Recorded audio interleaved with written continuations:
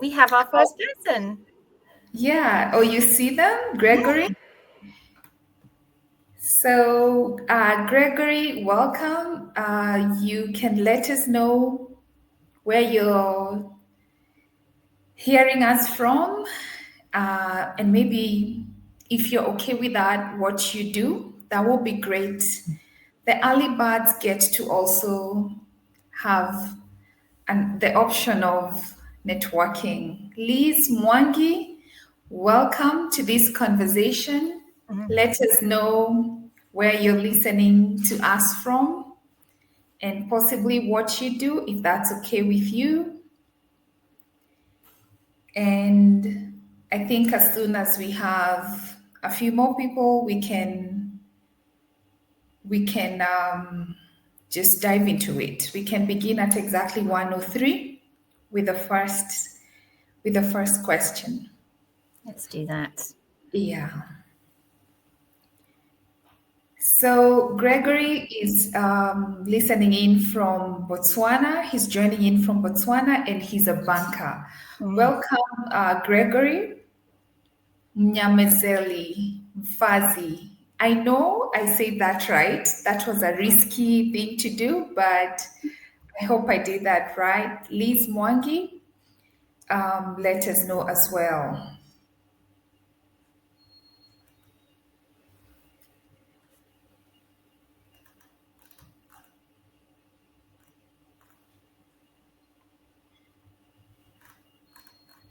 And I'm hoping that Claire, you're already planning to visit this beautiful continent of ours. Mm.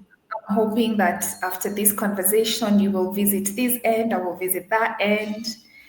Today it's a virtual tour. And Liz Mwangi says she's watching us from Nairobi, Kenya. Wow. So it's a good afternoon in Kenya. It's still morning in the UK. It Maybe is. tell us a bit about the UK right now, maybe the weather, It's maybe, cold. It is yeah. cold in the UK. Yes, it is cold. There is frost on the ground still, and Mhm. we're at 10 o'clock in the morning. So it was, yeah, last night was chilly, which is why I've Yeah. got a jacket on. Okay. It's warm in Nairobi. Most of the day is sunny, and sometimes it's getting too hot. Oh, And really? then out of nowhere, we get rain. We're used to that kind of weather where Mm, you dress for rain and you get sunshine, or the opposite. of But course. that's Nairobi for you. You will experience it once you come through. So I also see Jennifer Nyambura, so excited to have you in this conversation as well. Mm. And she is also listening in from Nairobi.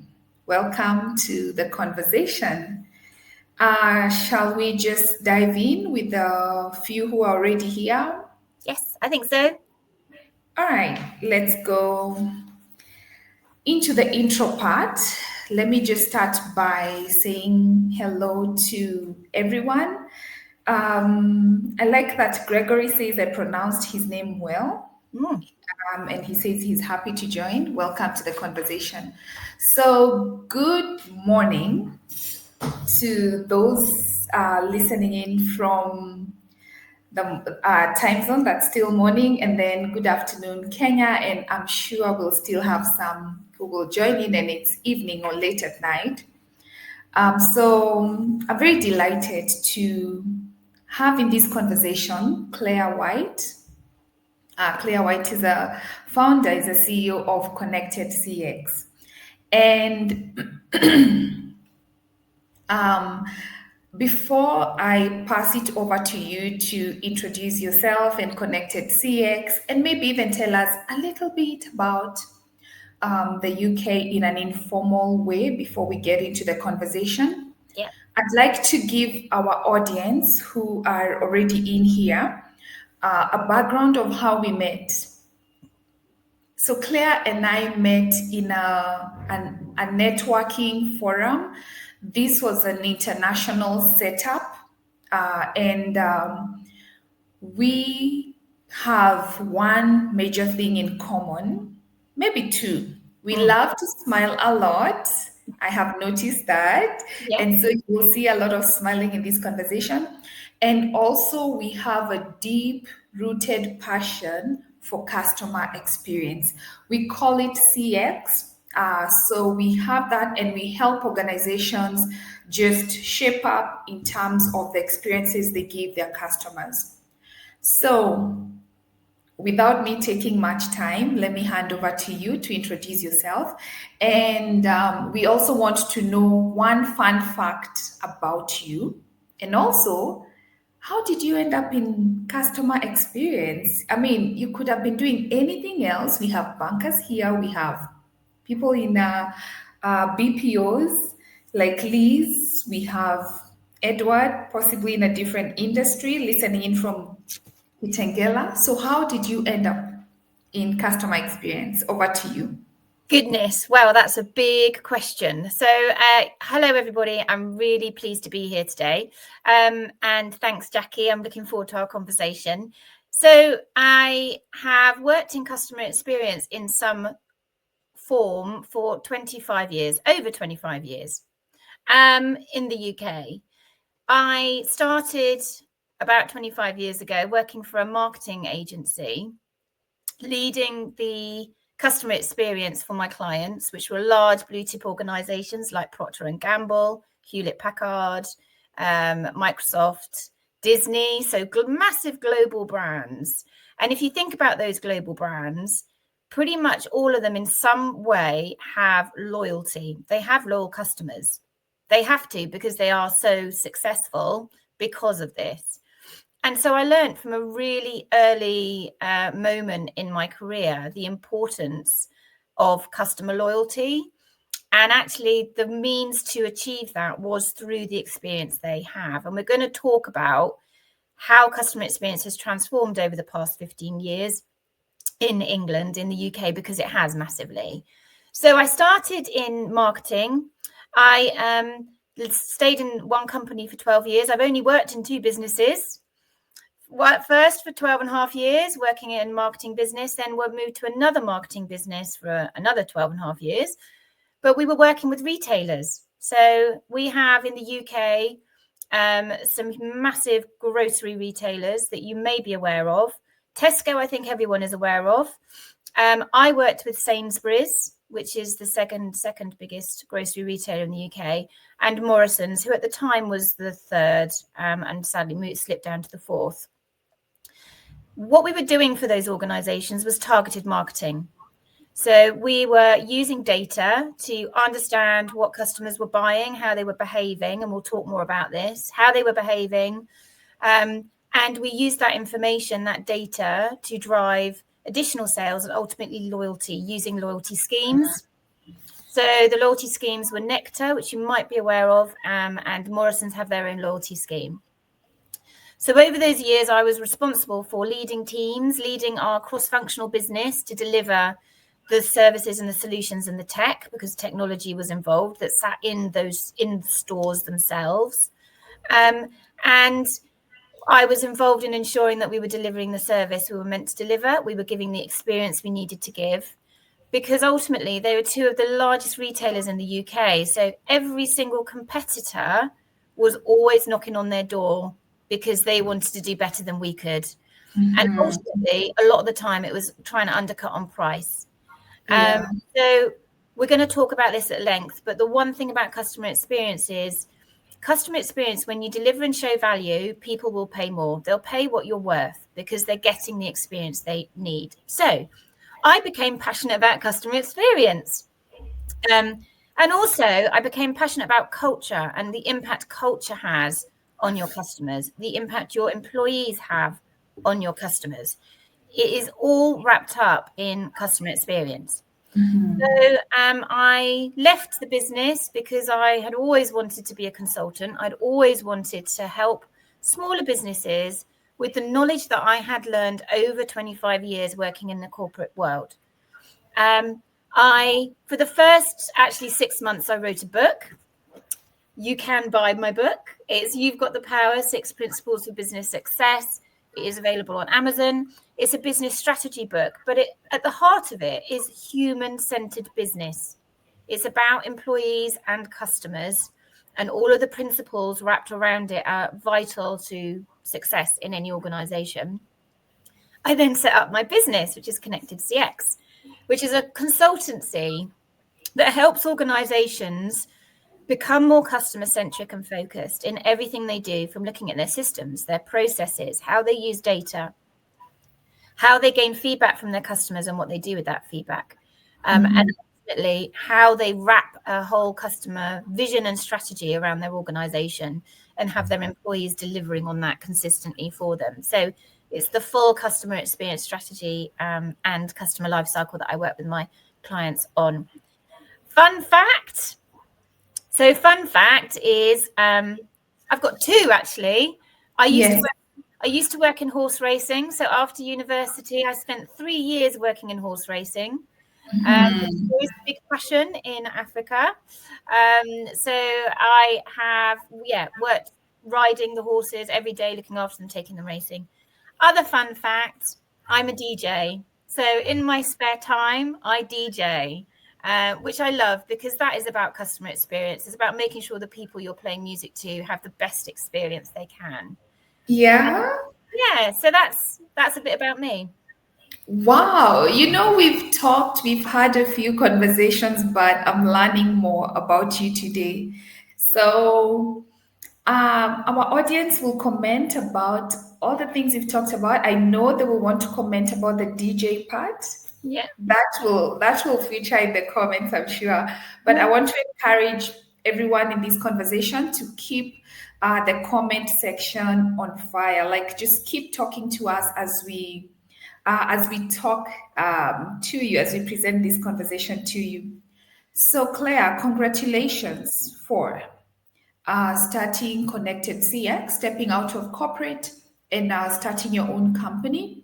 Yes. And also, you've mentioned that you really want to impact small businesses, and you're already doing it. Congratulations for that and for the impact you've made so far.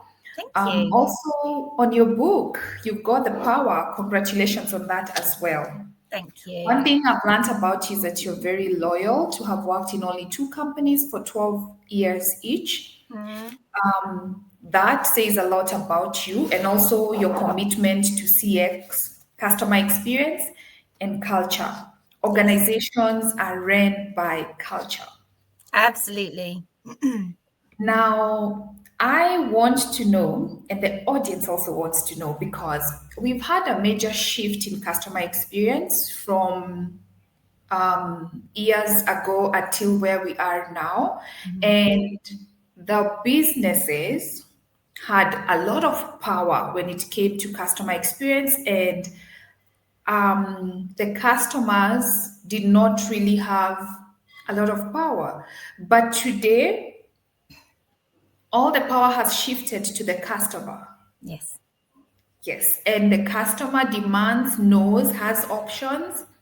And that is why every organization is paying keen attention to customer experience.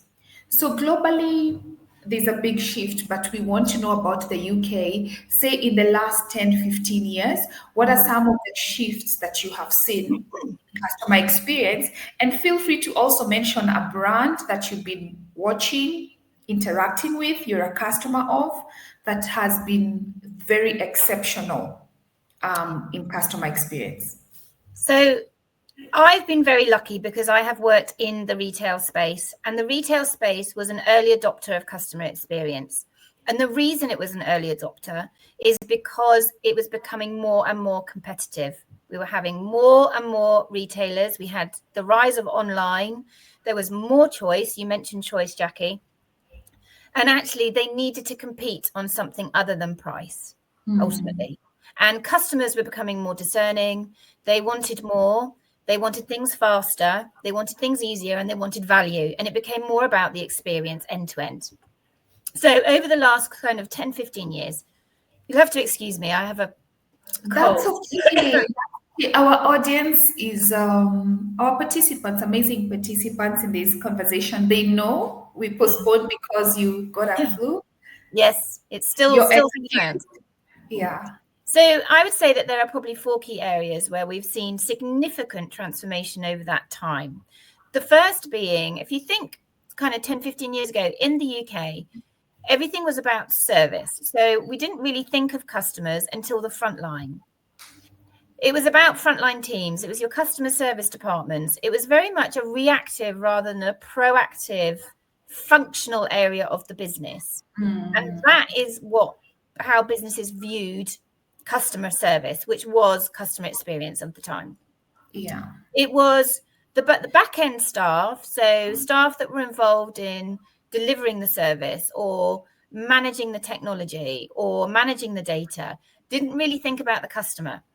They were thinking about what they had to do and what they had to deliver upon.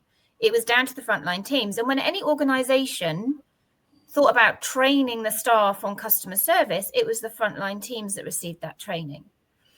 And over the time, kind of the last 10, 15 years, I don't know if are you seeing this in Kenya or have you seen this in Kenya? Yeah. Yes. I think over the last kind of 10 years more so, as the rise of digital has become more so prevalent, businesses have realized that actually the customer needs to be more at the center of the organization. They need to be factoring the customer into all decisions. And they need to be making sure that the experience those customers have, whatever part of the organization they are touching, or wherever they're looking, whether it's online, on social media, or it's their website, the experience has to be the same. The messaging has to be consistent, and it's massively important. So I'd say that is number one. And I'd say that has now been quite a big change. The next one I have mentioned about the rise of digital and omnichannel. Now, is everyone familiar?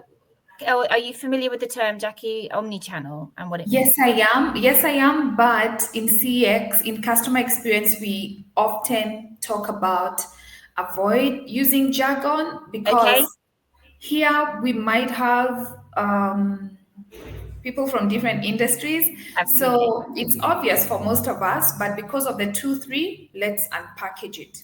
So omnichannel essentially means, because we now live in a digital world, you can engage with an organization across any channel. It might be the physical store that they go into, but it might also be an online chatbot that they're talking to, or it could be going onto their website and buying something. The channels are so diverse and there's so many of them now. I think at one point there were probably maybe only 3, in store, your website, and maybe social media. But now we're getting more and more. And because we've got so many channels, omnichannel basically means that whatever channel a customer engages in, and they might change channels throughout their journey. They might start in store, they then might go online, they then might go onto social media. What it means is that the experience they have is the same. And it means that they are known on whatever channel they go on. So, for example, if they go and visit your website, but they have been in store and they've made a purchase, it's that actually that is known and the business recognizes, well, we know you bought this in store. We see that you're looking online. We're able to connect the dots and we understand the journey you're on. Oh, Jackie. Hello. No, I'm right here. You disappeared. I thought, oh my gosh, she's gone. Be on the full screen so that we focus on you. Okay. That's okay. So ultimately that's omnichannel. And with the growth of that has now become more and more important over the past, I'd say 10 years, because more channels are becoming active and becoming a focus for organizations. And in the UK, it has become more important that businesses are present on all of those channels. It's become more important that they're given the same experience. So I'd say that has been a significant impact on customer experience in the UK. I've also worked very heavily in data. And I would say with the growth of omnichannel, you have more data because you've got data from all of those channels. And so probably again, over the last 10 years, it's become more important for organizations to use that data intelligently and to be able to do something with that data that is going to benefit the customer. Excuse me. That's okay. That's okay. We are following and we're enjoying the conversation. Thank you. And personalization which essentially means whenever you are contacted by an organization or you contact them, you are known and you're understood as the person that you are. So you might be called by your name because they know who you are. They might reference what you've bought before because they know what you've bought before. This is all personalization, and it's really become essential for organizations to offer personalization at every touch point with the customer within their journey. Yeah. So is this something you're also seeing in Africa, in Kenya? Yes, we have seen. Let me talk about Kenya specifically. We want to talk to our providers, service providers, our banks, telecom companies. We want them to come to where we are. So we now have almost every major company on X, on Instagram, on all socials.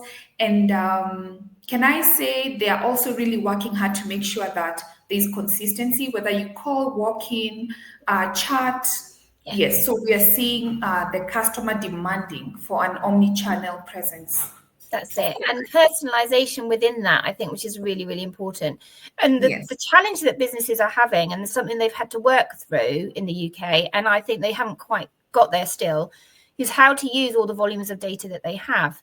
Because you can have too much data. If you don't do something intelligently with the data, it's useless.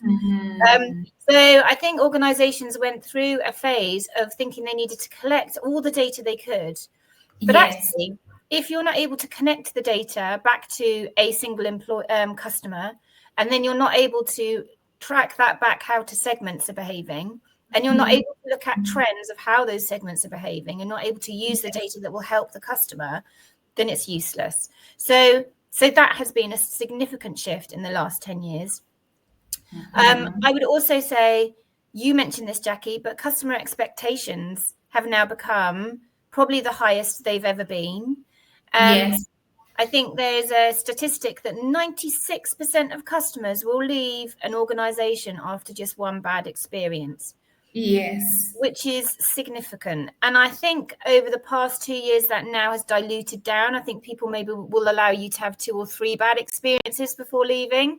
However, what that says is organizations have to make sure they are prioritizing the customer experience to make sure those customers keep buying from them and not their competitors.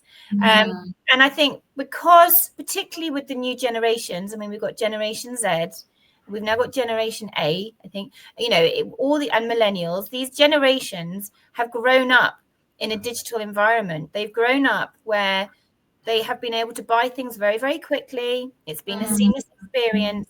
They have developed expectations that are huge. They are very discerning in who they buy from and where they buy from. And I think, we'll talk about this further on, but sustainability, environmental factors are now playing a really big part in customer experience and what businesses are expecting or expected to do for their customers. So we say environmental sustainability factors are now significant. So I think I've probably touched on about 4 or 5 there, but I think those are probably where we have seen significant shift over the last 10 to 15 years. And, we are now seeing AI come through, and we'll talk more about AI. AI is artificial intelligence. It is able to, and it should augment, so benefit the human experience, so employees and customers. But what we're starting to see, I think AI has really been around since ChatGPT and other large language models. So probably about 4 years, maybe 2 or 3 years, where businesses have really been using that. And what we're seeing is organizations now are maybe prioritizing AI more in how it can benefit the employee and business.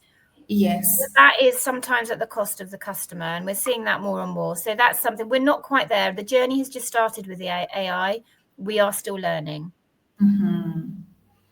Wow, thank you for that. It feels like we just took a flight to the UK and back. And honestly, those are the same factors that are happening, are influencing the CX and businesses today.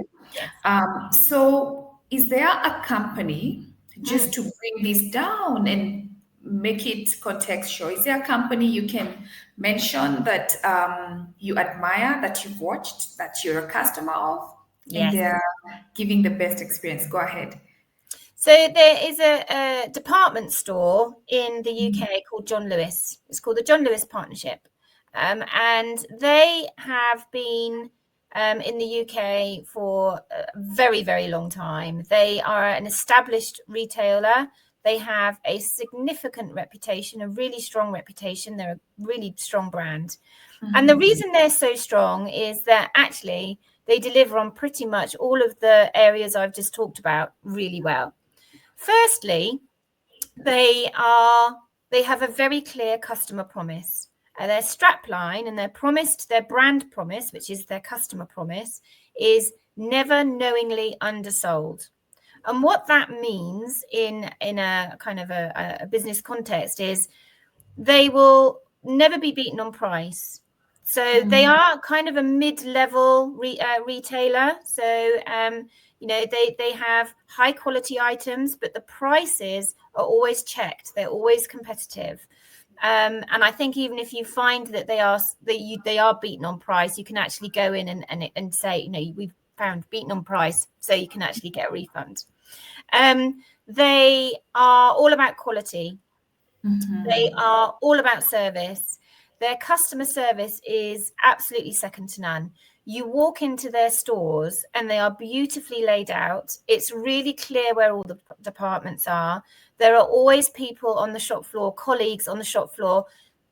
The colleagues, which are their employees, are actually called partners because they have a stake in the business. So it's called an employee partnership operation.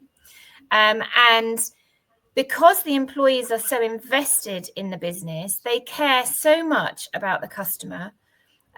Jackie, you talked about it's really important to have a culture embedded in the customer and customer service, and they have that. The training is exceptional, and they're consistently trained on service delivery. They deliver omni-channel really well. So they have physical stores, they have websites, they're on social media, and the experience you have wherever you are and whatever platform you are is the same. It's really consistent.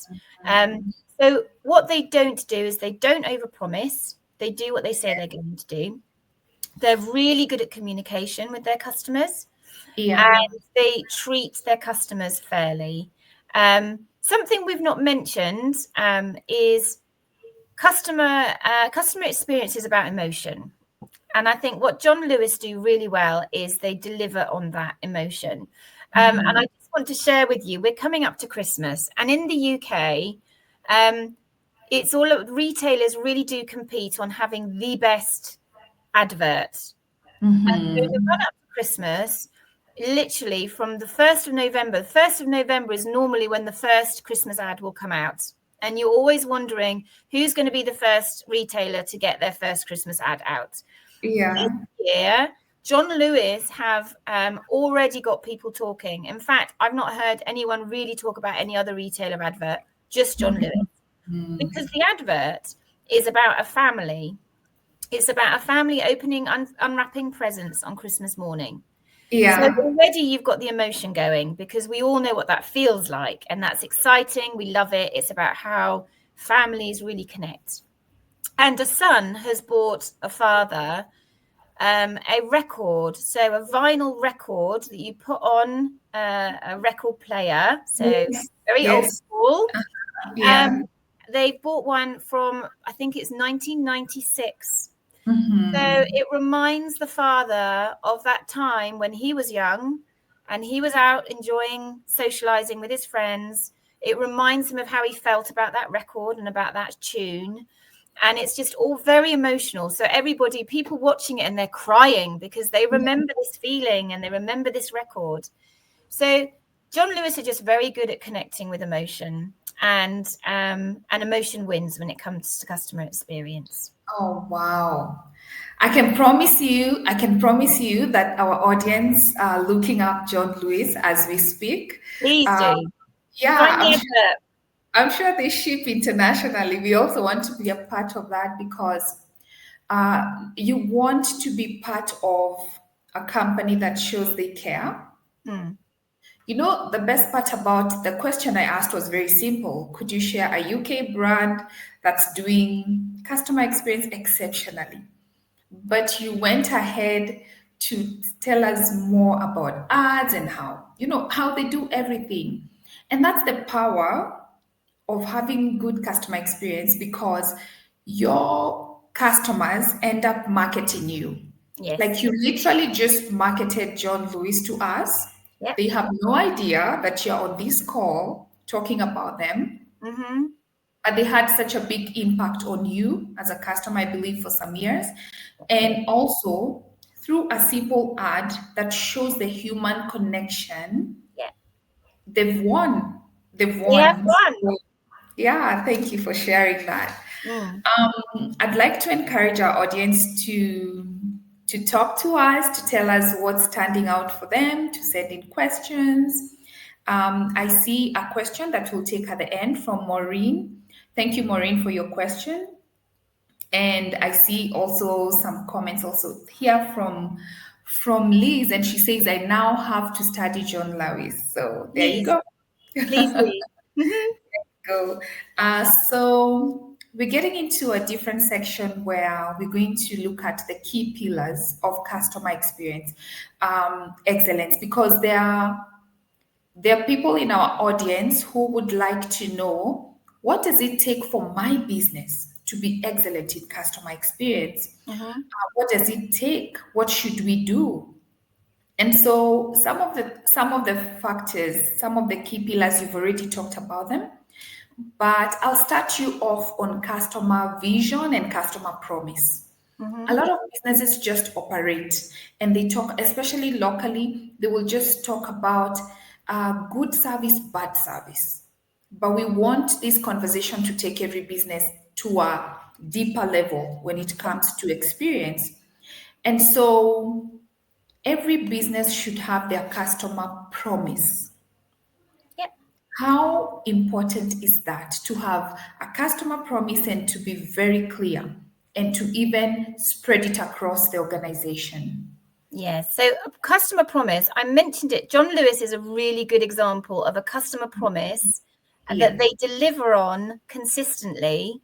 And that means that their customers are going to keep coming back because they know what to expect. A customer promise is also known as the brand promise. So it's ultimately what you promise to deliver, the impact or benefit you promise to deliver to your customers. Yes. And having that ensures that your customers know what to expect. They might be attracted to your brand because you're saying, this is what I'm going to do for you. So if we think back to John Lewis's example, their customer promise is never knowingly undersold. So you know that you're going to get good quality, good price, and good service. And Yes. when you go in, you know that you're going to get that, and they deliver on it consistently. And they Yeah. deliver on it consistently because their whole organization, all of their employees work towards this vision, this promise, to make sure it's delivered consistently. They Mm. train their employees. They use language, which means the customer promise is always top of mind. If Yeah. you go and have a look at John Lewis, which hopefully everyone is going to look at now, We you will, will. you will see their strapline, their customer promise, never knowingly undersold, under their logo, on every communication, on their social media, on their website, on everything that they do. It is their badge of honor. It is Mm. saying very clearly, this is who we are and what we do, and this is what we're going to do for you, our valued customers. And what it does, we talk about customer experience being the differentiator. Jackie, you talked about how it's so competitive at the moment in every single market. Everybody has lots of competition because it's easier to buy and there's more competition out there. Yes. The way that you're going to stay ahead and profitable, because we're all businesses, we want to make money, Yeah. is by prioritizing your customer and make sure the experience that they have is better than your competitors deliver. And the way your customers are going to know that is by understanding what you are going to promise to deliver for them, And then when they come to your business, they're going to measure you on that promise. So if you consistently deliver on that promise, you're going to delight your customers, and they're going to keep coming back because they know what to expect from you. So I think having a customer promise is really important.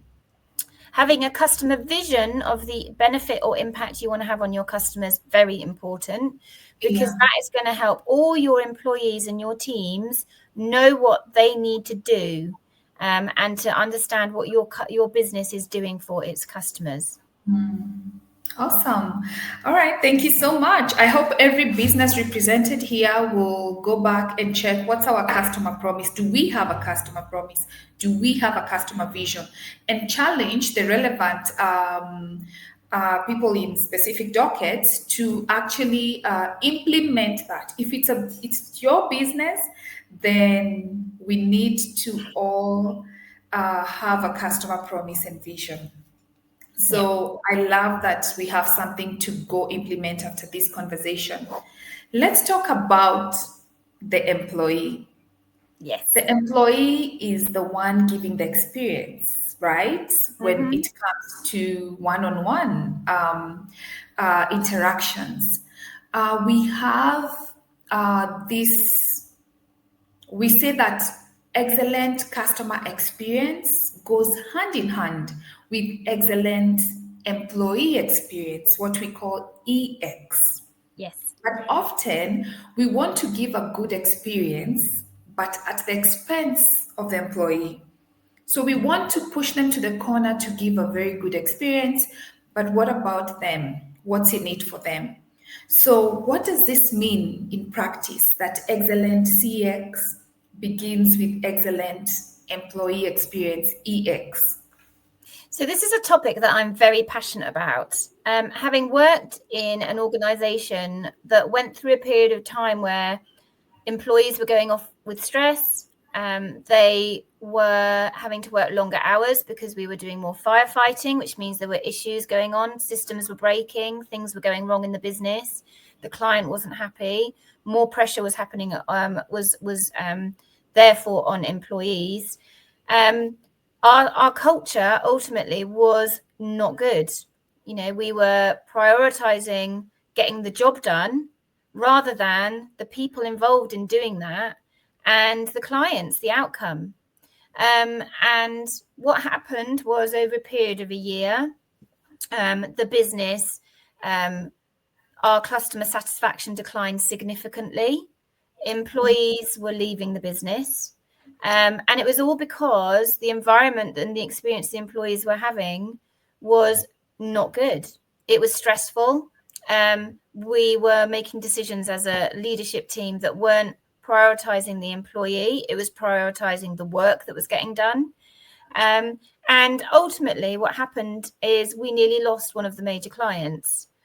So I think this example demonstrates that if the employee experience isn't good, you are going to lose customers because the customer experience isn't going to be good. So what organizations do, you need to look at your culture. You need to make sure that employees are listened to and heard. You need to make sure that you are making sure that their working conditions and the environment they work in is great for them to get to deliver the best job they can do. You need to make sure that they have the tools to be able to do their job consistently well, and that they understand what you are delivering for your customers. So they understand your promise, they understand the vision that you have for your business, and that they're engaged in that, and that you treat them as people, not a number. So I know in the UK, you know, we have boards that for public companies have a board. The board talk about employees as assets, which is just so awful. It's not, it's taking the human out of them. But these are people. They are people, and we need to treat them as people. And we need to make sure that they have all the training and the tools that they need to be able to do their job well. Because if they stop performing to their best because the environment isn't set up for them to do that, the customer's going to get the impact, and they're going to feel that impact. And ultimately, you lose that valuable commodity, which is your customer. And because your customer is your biggest asset, then you need to realize that the customer is in the hands of your employee. Yes. And so give your employee the best, treat them well, hear them out, get their feedback, or act on it, and they will translate the same to your customers. Yes. Again, a challenge to all of us in the conversation. Now, we are living in the data age. We cannot ignore data, and we have a lot of data being collected by businesses. Sometimes we feel like they're collecting too much information from us. Yes. Sometimes it's knowingly, sometimes unknowingly.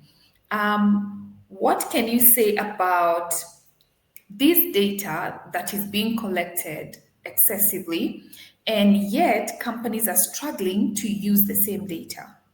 What's your comment on that? So I think I touched on this at the top when we were talking about how things have changed in the UK. A lot of organizations think that data is knowledge, and that if you've got lots of data, then you are going to be able to you're going to be rich in that knowledge. But actually, what use is knowledge if it's not going to drive an action? Yes. And actually, what we're seeing is that organizations are collecting all this data, but it's not always in a central place, or it's not connected. So you might have data coming through your website. You might have data coming through, I don't know, your retail business if you're a retailer, or your physical business. You might have data coming through your social media, but they're all in different areas. They're all in different places. So you're not actually able to drive any insight from that. So what I would say to organizations is start with the outcome. What is it that's going to help you improve things for your customers? What information or insight is going to improve things for your customers or your business? And then work back to figure out, so what data do you need to collect to give you that information? And what insights do you need to implement? So analytics, and you can use AI now very much to drive and draw out that information so you can use it. And I think really importantly is always make sure that you do use it and you are using it. And what that means is you need to have processes in place that are ideally automated, so that you're not having to manually do it every time, because that takes a lot of time. And this is where AI can help. So that you're able to automatically be given those insights every day or every week. You get the insights you need to be able to improve and do things better for your customers, whatever that might be. Yeah. All right.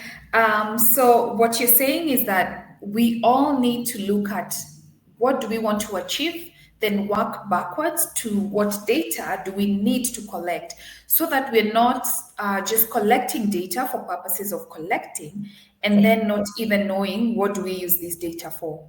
Absolutely. So to be very intentional and to be very specific with the data that we have. So the next two pillars are feedback loops and continuously improving. And obviously that comes from collecting feedback, which we have touched on. And I see a question on the same. And then we have consistency across all channels. And you explained that very well when you talked about omni-channel in detail. Yeah. I'd like us to engage our audience for a bit. And I want us to answer two questions that are on here.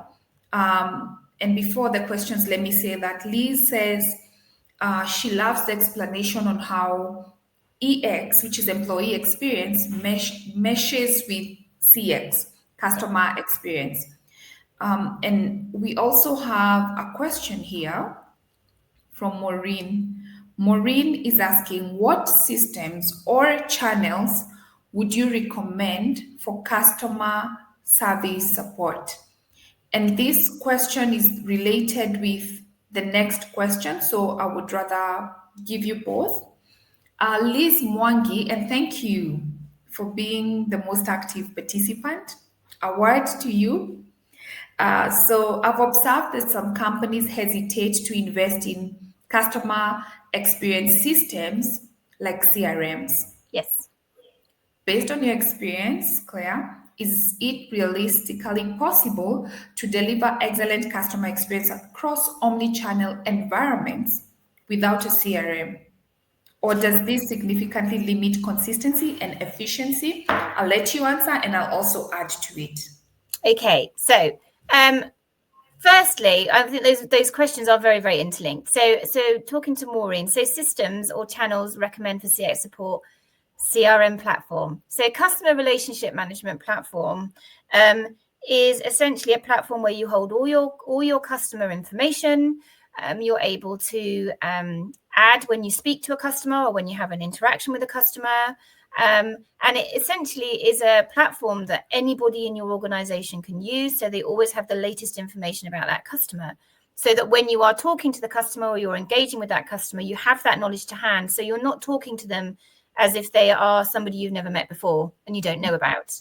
And this is what we talk about when we're talking about personalization and the experience, making sure it's consistent across your channels. CRMs help you to do that. So I think when we're talking about systems, I would ultimately say that CRM is quite essential. So Liz, talking to your point, I think CRM is essential.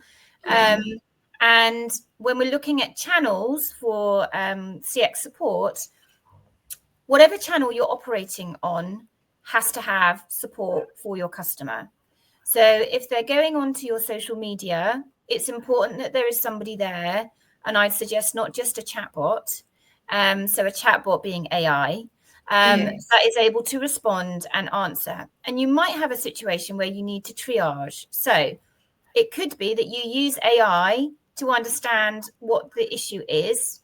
If they're not able to deal with it, they then go to a person to deal with that. And I think it's really important that you always have an option to speak to somebody. Because you don't know what the customer is going through. You don't know if they are, excuse me, you don't know if they may be vulnerable in some way. You don't know if they have disabilities in some form. So speaking to a person might be really important for that individual. So always have a person. Don't just rely on AI. And organizations are doing it in the UK. They're relying on AI too much in some instances. And in the UK, it has, I've got a stat here actually, negative customer experiences through AI have cost UK retail firms up to £8.6 billion in lost revenue over 12 months. Because when a customer has a bad experience, they tell other people. That's going to mean other people aren't going to want to trade or buy from that company or engage in that company. So just a watch out over AI.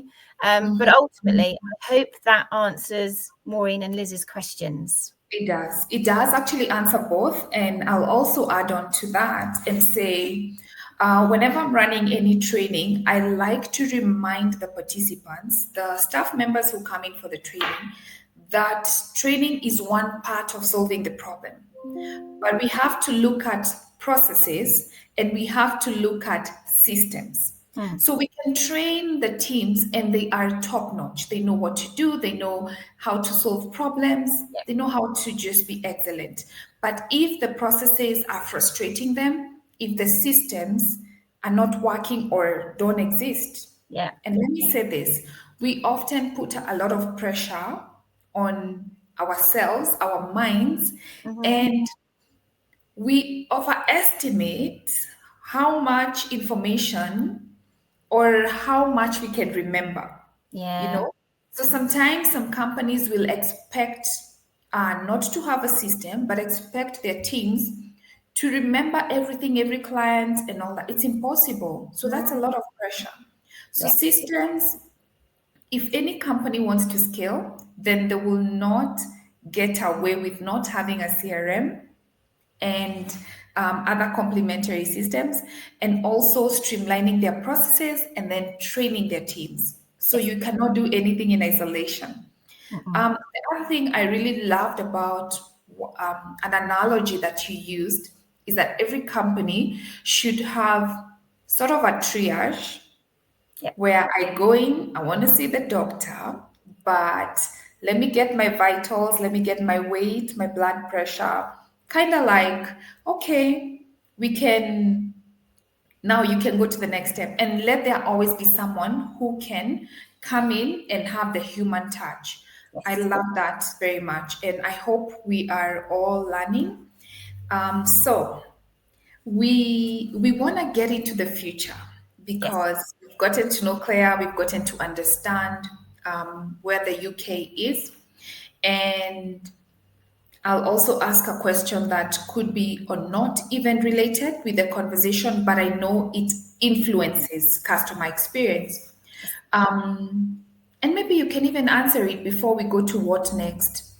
What are some of the factors that have nothing possibly to do with customer experience, but they are, say, economic factors that are affecting how businesses are running currently in the UK, and then we'll go to the future. So at the moment in the UK, although we are not officially in a recession, the market is on the downturn. We have a situation in the UK where businesses are scared to spend any money because we've had an increase in national insurance contributions, which is something that employers have to pay in the UK. So the cost to run a business has gone up significantly. What that means is businesses are having to cut costs. And unfortunately, businesses are looking at the short term rather than the long term in those decisions. Yeah. So what that means is they are cutting budgets from essential verticals like customer experience, like marketing, and they're putting more focus probably on sales.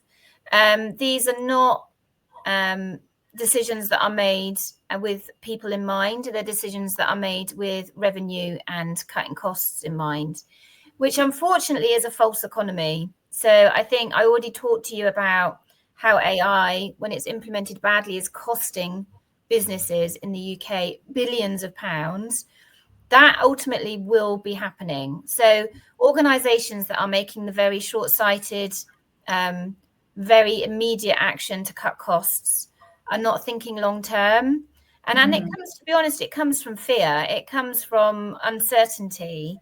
And I think that's what we do when we're scared of something. We lock down, we make decisions that are not right and not for the long term. So ultimately, it's going to cost businesses. So where we're seeing AI implemented to reduce headcount, to reduce staff members, we're seeing bad experiences, which is costing businesses revenue. So all of this is because I think of the environment that we are in the UK at the moment. Wow. I thought it's important for us to touch on that because sometimes customer experience will be affected by other factors.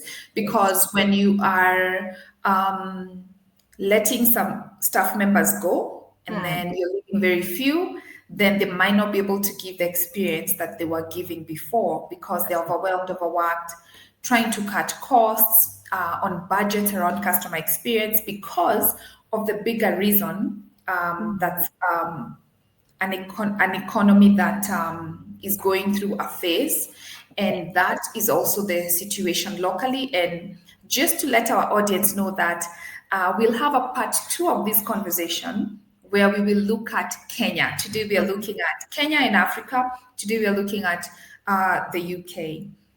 And I'd also want to engage our audience and request them to put in the comment section what's your key takeout so far? What's a lesson that you're taking from this conversation? You're going back to your organization and you're going to implement something around it. So let's go into the future, Claire. And I just want to leave it open and ask, what are some of the trends?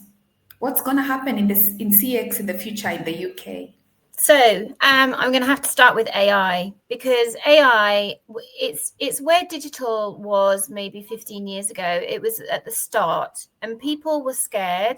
Some people were scared, but then you had your early adopters who went all in and they made decisions that actually ended up costing the business money. So I'd say over the next year, we're going to have to see businesses really think about and balance the human versus AI a bit better because they will have already made mistakes, potentially replacing rather than augmenting people with AI. And they are going to realize that they need to ensure they're delivering on the areas of empathy, which AI can't do, compassion, which AI can't do, and the emotional drivers. We've not talked about emotional drivers. I'm going to touch on them really quickly. Okay. So there are 6 emotional drivers that we recognize are emotions that customers have to have delivered upon to become loyal to an organization. The first is trust. If you don't trust, and think about any relationship, relationships are built on trust. So the first is trust. The second is you know me. And we've talked about personalization. We've talked about the importance of CRMs in enabling that. Really, really critical. You make it easy. As human beings, we want things to be easy. And I think now, even more than ever, with so much competition and choice, customers are saying it needs to be easy or we'll go somewhere else. You get me, which means you understand the situation I'm in. You're able to talk to me with empathy when I have a problem because you get me and you seek to understand me. The next is you fix problems quickly. You fix things. Because when things go wrong, that's when you can damage trust. And if you don't fix things properly, you're not going to get that back and rebuild it. And the final one is you deliver on your promises, which you talked about. We've talked about that with John Lewis. They deliver on their promises. We know what to expect. So I think at the moment, AI isn't able to deliver on those. And until it can, we're going to have to make sure we keep that human. And I don't think it ever will be able to. So that's the number one thing for the next year. Number 2, we know as CX professionals that customer experience delivers directly on revenue and profit. But leaders and businesses are only beginning to realize that.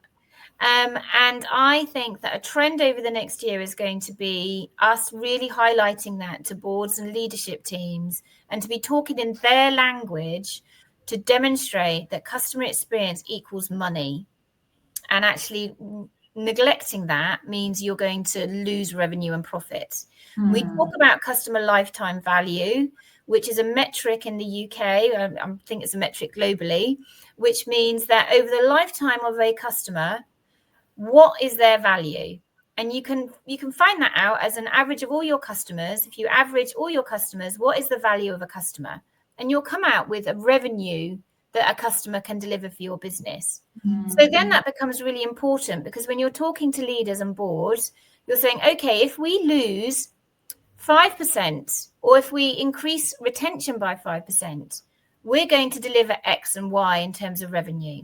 So then they're really understanding what that customer's worth, and then you're elevating the conversation. So I think that is something that we need to do more of over the next year. And then finally, I think it is about environmental and sustainability factors. Organizations are already having to deliver on those areas for their customers, and it's going to become more important over the next few years, I think. So for me, it's human and AI balance. It's making the conversation more about value of customer experience so that leadership are listening. And it's more about ESG and social factors, so environmental, sustainability, and social factors. Amazing. Wow, thank you so much. And who said an hour would be enough for this conversation? Because they lied to us, right? Do you know that we've already used up an hour? Yes, I know. Yes, Yeah. well, we did jump on a bit early, didn't we? But yes, it is going on. I think, yeah. It's just that there's so much more to talk about, and that time was so short, right? I know. Have I got time to share a couple of takeaways for people? Yes, I'd love you to share takeaways, but even before the takeaways, I'd love you to share how can we connect with you. I'm sure here on LinkedIn, but you can share. You can just let us know how we can connect with you to know more about ConnectedCX, and even how we can tap into value knowledge from you. I would get in touch with me on LinkedIn. I'd be very happy to have conversations and share anything that maybe I've not highlighted today, or any questions that we weren't able to answer. Get in touch with me and we'll answer them. That's probably the best way to get in touch with me. In terms of, you can see my website, it's www.connectedcx.org.uk, where you can find out more about what I do. I also have a lot of blogs on there and thought leadership articles. You can also go onto Amazon and buy my book. And here's my book. You've Got the Power, 6 Principles for Business Success, which will tell you an awful lot. So yes, I think that's the best way to get hold of me. Awesome. So we'll go to your website, we'll get your book, and we will connect with you on LinkedIn. So I'm sure they're already connecting as we speak. Allow me to just highlight 2 key takeaways that have been shared. So Edward Wesonga, thank you for being in this conversation. You say that don't focus only on short-term goals like revenue and cost, and forget the people aspect, which is extremely important. Because that will negatively impact in the mid to long term. Yeah. So he says he's personally experienced this in a company he worked in. The department was declared redundant and it played a critical role in capacity building through sales training, which does not impact on customer experience. So he worked in a company, and I think he firsthand felt the impact of not taking CX with the weight it should be taken with. And then Maureen says, very true, Jackie. Processes speak to customer retention, and I think the rest are still coming in. As they come in, kindly give us your takeaways as well.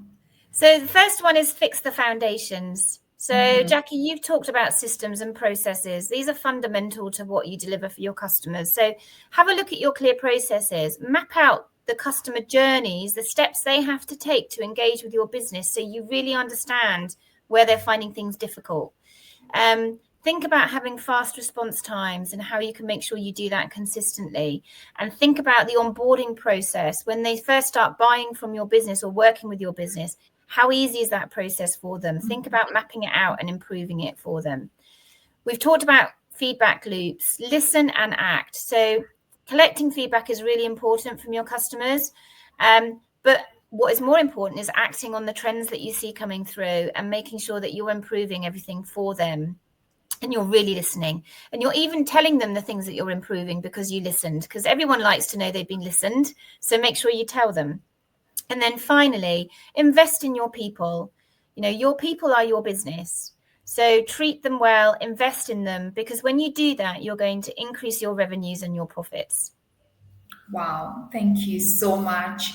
Claire, I honestly think we will still have another conversation to still learn from you.